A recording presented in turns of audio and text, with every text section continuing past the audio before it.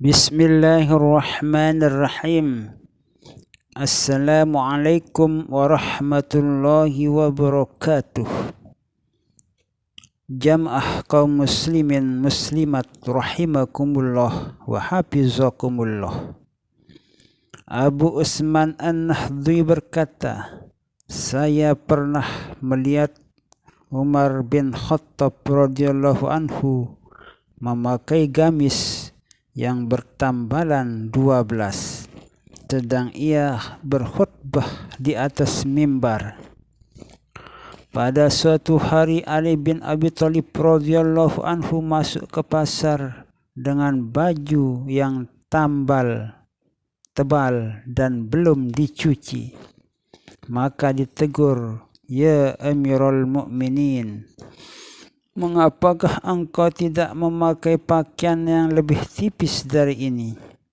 Beliau menjawab, "Ini lebih menghusukkan hati dan menyerupai pakaian orang-orang solihin dan lebih baik bagi orang mukmin untuk ditiru." Abu Dzar radhiyallahu anhu berkata, saya lebih mengenal manusia daripada perawat hewan terhadap hewannya. Adapun yang baik dari manusia itu ialah orang-orang yang zuhud, tidak rakus terhadap dunia. Kepada dunia mereka rakus, maka itu adalah suatu yang harus dihindari karena dunia itu sangat melalaikan. Apalagi kita itu mengejar-ngejar dunia sampai meninggalkan kewajiban kita sebagai hamba Allah yang beriman dan bertakwa.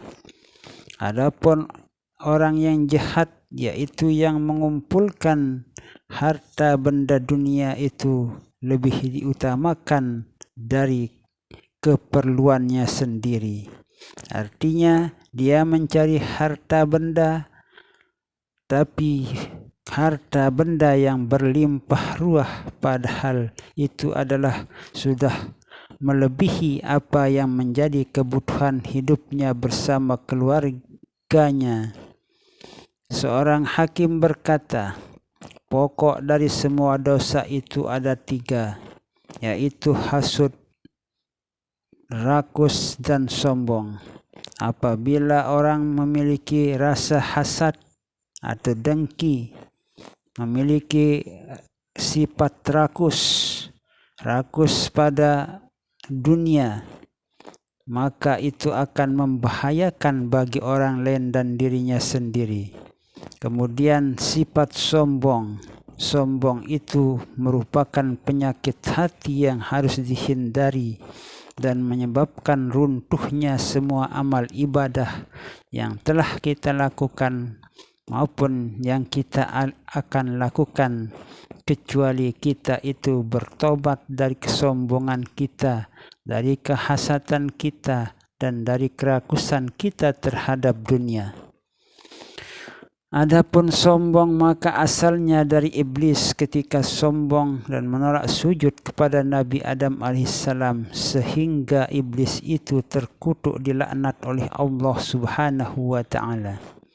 Adapun rakus berasal dari Adam ketika dipersilahkan makan semua buah-buahan yang ada di dalam surga itu, kecuali satu pohon yang dinamakan dengan pohon kekekalan. Maka tamak rakusnya mendorongnya untuk makan sehingga turun dan keluar dari dalam surga.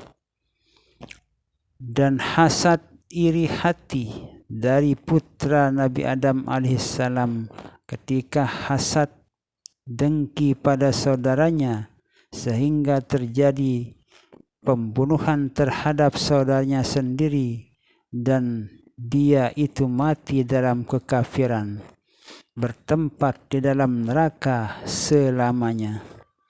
Nabi Adam alaihissalam berwasiat kepada putranya 5 macam dan menyuruh supaya anaknya mewasiatkan juga kepada putra-putranya dan seterusnya dan seterusnya. Yang pertama, katakanlah kepada putra-putramu, jangan kamu merasa tenang dengan dunia ini. Maka saya ketika merasa tenang dengan surga, Allah tidak redha dan mengusir saya daripadanya.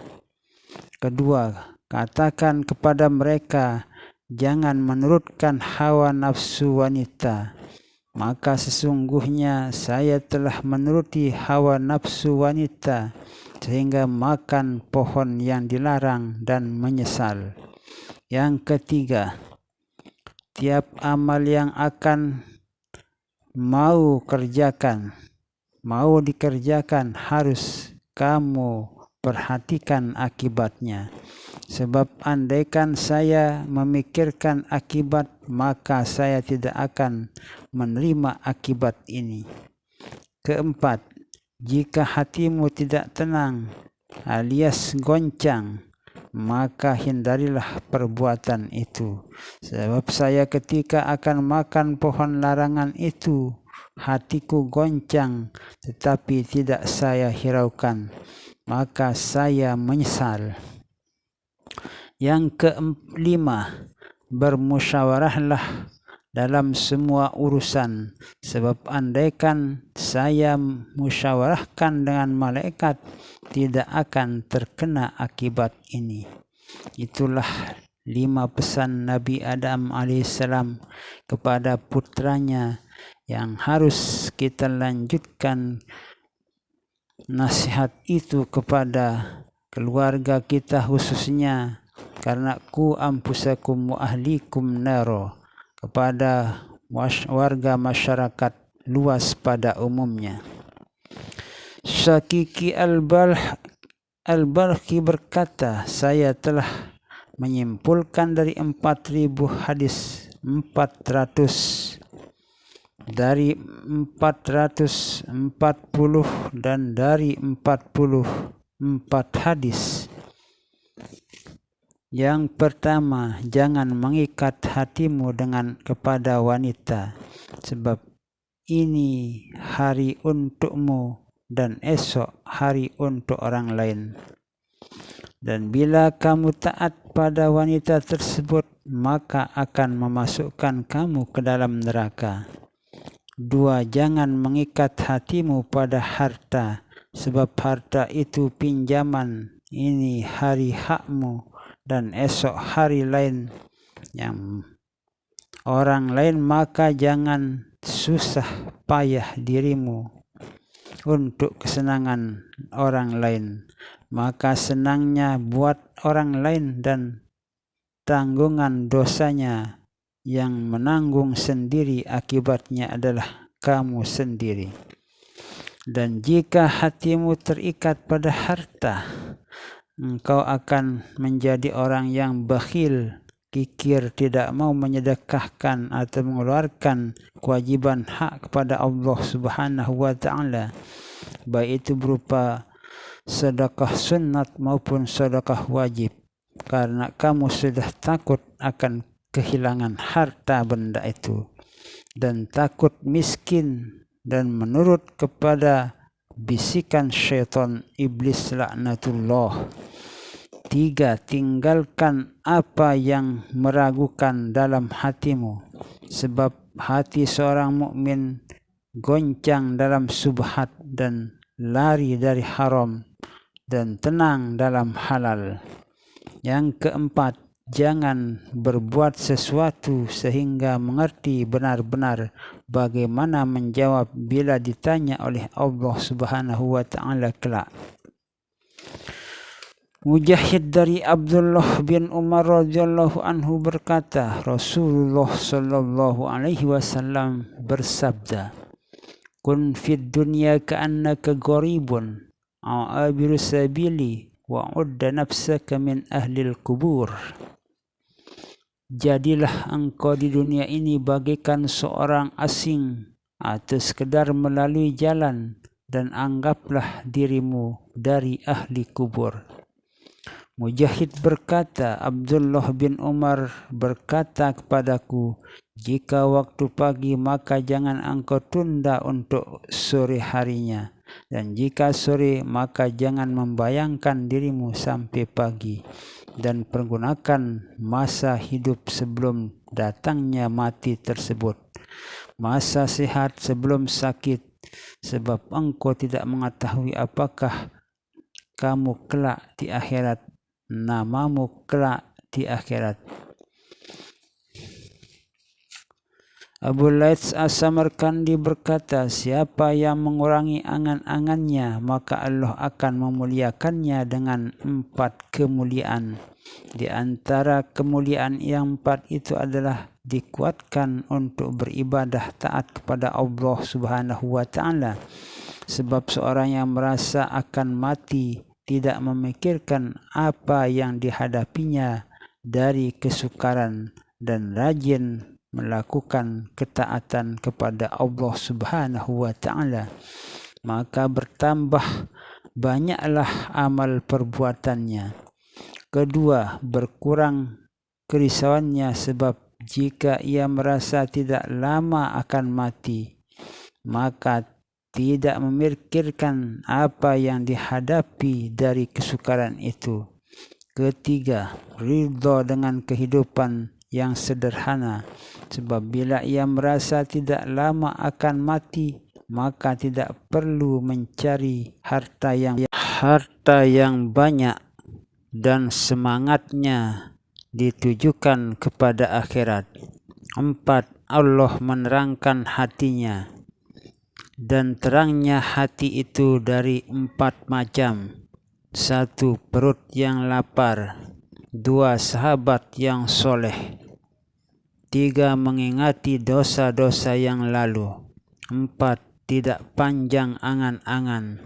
Sebab siapa yang panjang angan-angan disiksa dengan 4 macam, yaitu malas berbuat taat. 2. Banyak kerisauan dunianya. 3. Rakus dalam mengumpulkan harta. 4. Keras hatinya. Sebab kerasnya hati karena 4. 1. Perut yang kenyang. 2. Kawan yang busuk. 3. Lupa terhadap dosa-dosa yang lalu. 4. Panjang angan-angan. Sedang seharusnya seorang muslim pendek angan-angan, sebab ia tidak mengetahui dalam napas yang mana akan mati, dan pada langkah yang mana ia akan mati. Firman Allah Subhanahu wa Ta'ala, jika tiba ajal mereka tidak dapat ditunda walau sesaat atau sejenak, dan tidak dapat dimajukan. La yastakhiruna sa'atan wa la yastaqdimun. Maka seharusnya seorang mukmin selalu ingat akan mati, sebab ia akan membutuhkan 6 macam. Yang pertama, ilmu yang menuntun kepada akhirat. 2. Kawan yang membantu melakukan ketaatan kepada Allah dan mencegah dari perbuatan maksiat. 3. Mengenal musuhnya dan berhati-hati daripadanya. 4. Memperhatikan ayat Allah dan perbuatan perubahan siang dan malam. 5. Baik kepada semua orang supaya tidak ada musuhnya pada hari kiamat. Siap menghadapi mati sebelum tiba supaya tidak kecewa pada hari kiamat, yaitu yang ke-6. Abu Laits As-Samarkandi meriwayatkan dengan sanadnya dari Al-Hasan Al-Basri berkata, Nabi sallallahu alaihi wasallam bersabda, ayuridu kullukum ayyadkhulal jannah. Qalu na'am, ja'alana Allahu fida'aka ya Rasulullah, ila akhir. Apakah kamu semua ingin masuk surga? Mereka menjawab, benar ya Rasulullah. Nabi sallallahu alaihi wasallam bersabda, pendekkan angan-anganmu dan malulah kepada Allah dengan sesungguhnya. Jawab mereka, kami sudah malu kepada Allah ya Rasulullah. Rasulullah SAW menjawab, bukan itu, tetapi malu kepada Allah itu ialah ingat akan kubur dan kerusakan yang ada di dalamnya, dan menjaga perut dan apa yang masuk ke dalamnya, dan menjaga kepala dan apa yang ada padanya, yaitu panca inderanya. Dan siapa yang ingin kemuliaan akhirat harus meninggalkan kemewahan dunia, maka di situ berarti malu kepada Allah yang sungguh-sungguh, dan dengan itu tercapai kewalian atau waliullah. Namun kita lihat pada masa sekarang ini jarang sekali orang yang benar-benar malu kepada Allah Subhanahu wa ta'ala. Dia sudah menjadi bupati, ingin menjadi gubernur. Dia sudah menjadi gubernur, ingin menjadi DPR. Dia menjadi DPR, ingin menjadi DPR RI, dan sebagainya karena hausnya terhadap harta benda dan kemewahan dunia. Jarang sekali orang yang bisa meninggalkan kemewahan dunia, apalagi di masa-masa sekarang ini. Bagaimana bisa orang tersebut mencapai derajat kepada waliyum min awliyaillah sesuai dengan hadis yang tersebut tadi itu. Terima kasih, semoga apa yang saya sampaikan ini menjadi ilmu yang bermanfaat bagi kita dunia dan akhirah. Amin amin amin ya rabbal alamin. Wassalamualaikum warahmatullahi wabarakatuh.